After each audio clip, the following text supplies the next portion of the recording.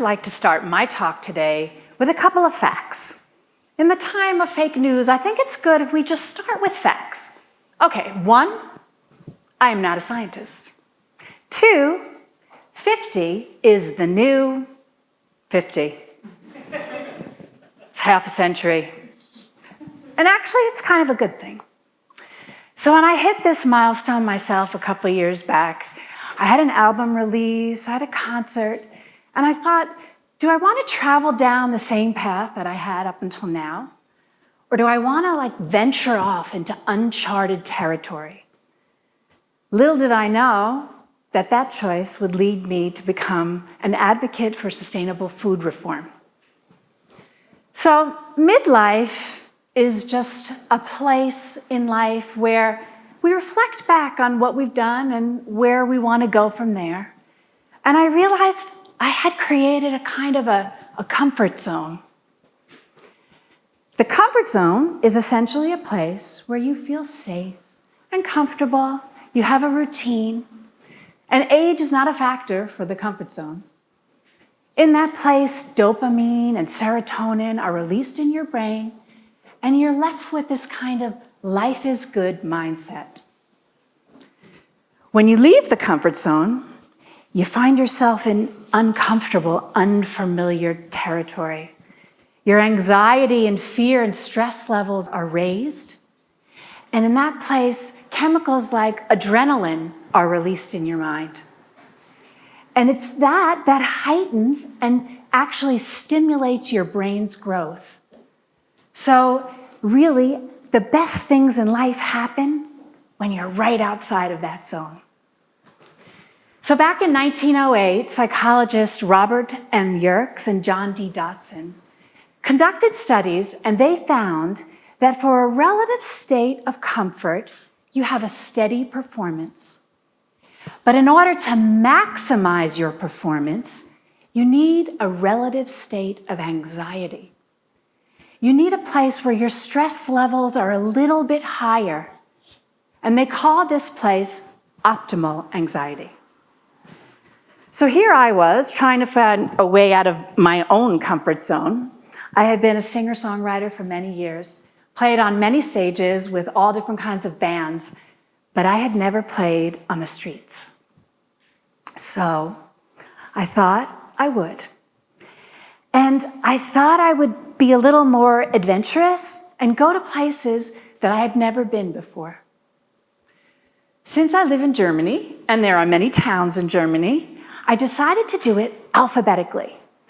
I would go A to Z through Germany. Yeah, that was about the plan. So there I was, A, driving into Ascheberg. The voices in my head going, what are you thinking? Go home, stop. I persisted through, just to find that in Ascheberg, there was no walking street or pedestrian zone and no people. So I found a place on a bench and I just played through my songs to about 5 people walking by. After that, I of course chose towns where there was a pedestrian zone. I kind of picked weekends where maybe people were there, and I brought a 360-degree camera with me to capture some of the fun.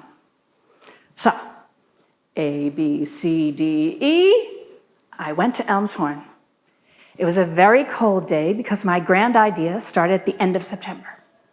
So I was freezing in front of a church on the street, and the cool thing about playing on the streets is how you get to observe all the people in the town going about their, I did it today in Kassel, cool people, cool town.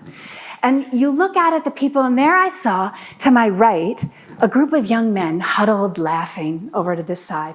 And they came over to me, and it turns out that they were refugees. And one of them said, I'm sorry, I don't speak German, but when you started to sing, it went straight to my heart. And I thought, oh, cool idea for a song. And then from the left, there was an older man. He started walking towards me with something in his hand from the €1 shop. And he handed over white fleece gloves.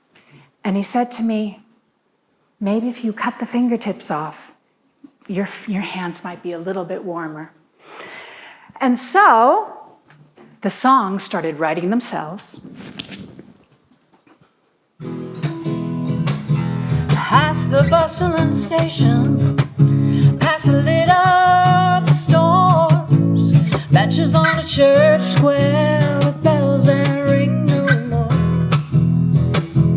Huddles filled with laughter, children chasing sounds, bags filled with things in a place that I found.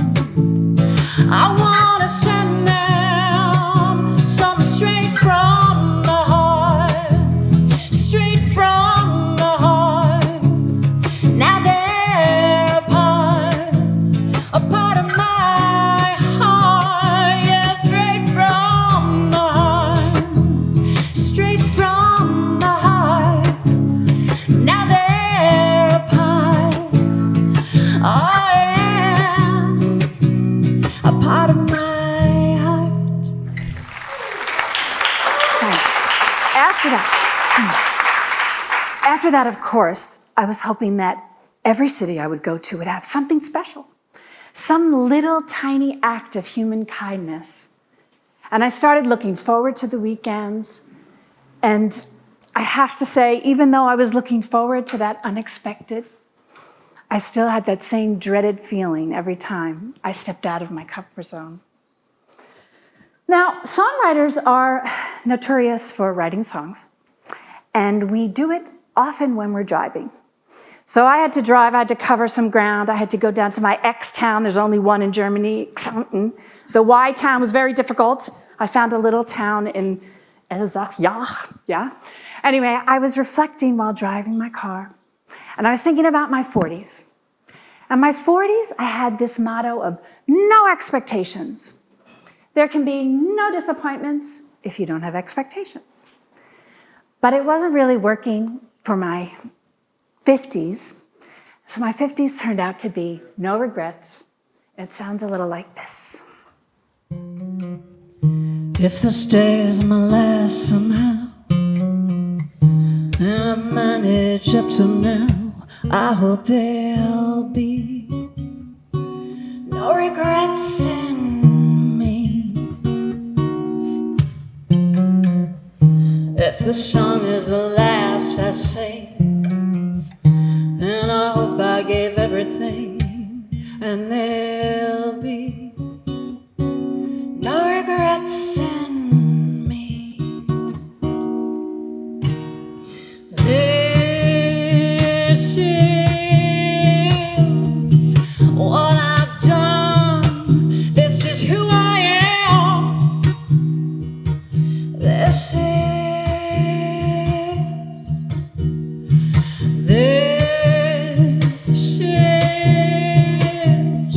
me alone. This is who I am. This is. So, I completed my A to Z.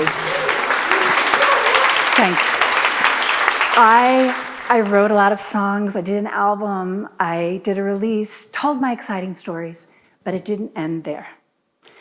The next obvious progression was to do research in vertical farming, to create jobs for refugees.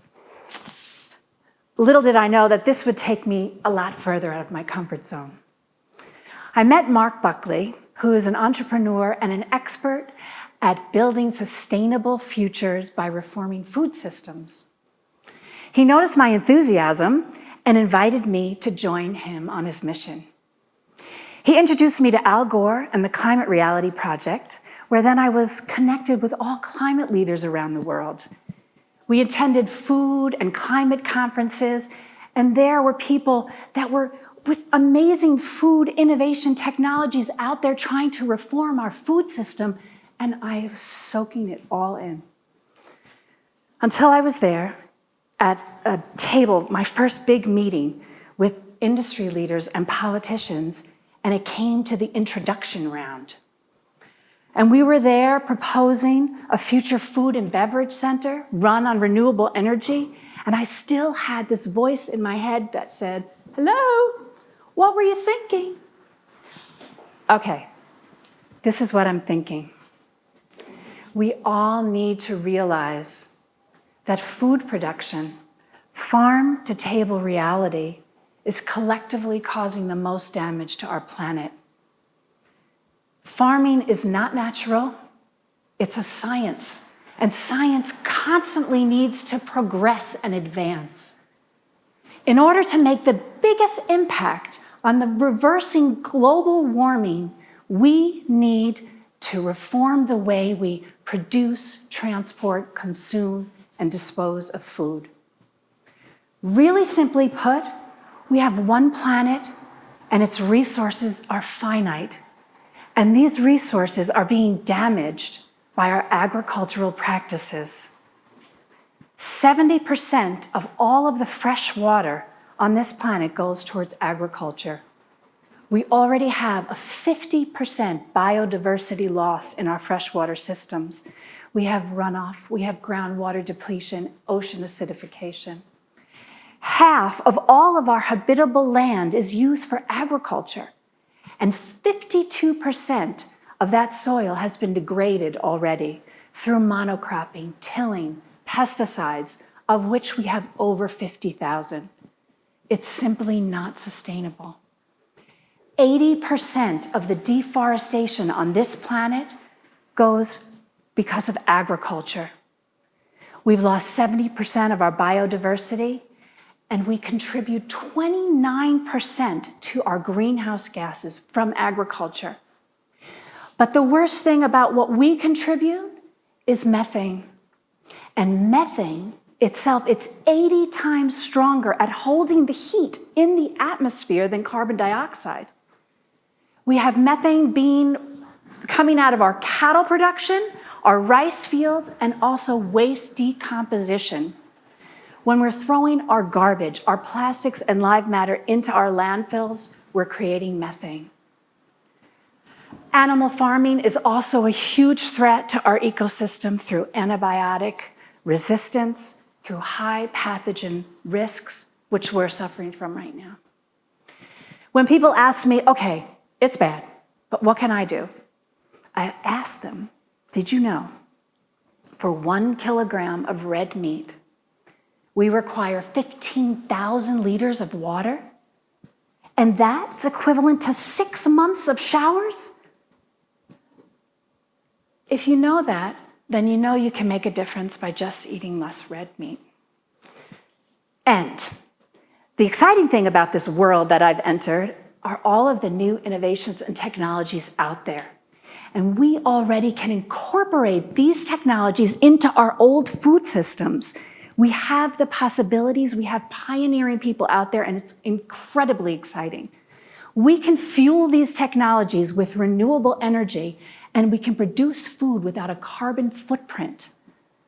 If we do this kind of a production, we can support our farmers in the field who are practicing regenerative organic farming and agroforestry, because these farmers can give back to our soil the soil health it needs, and can give back to the atmosphere good things instead of bad. Recently,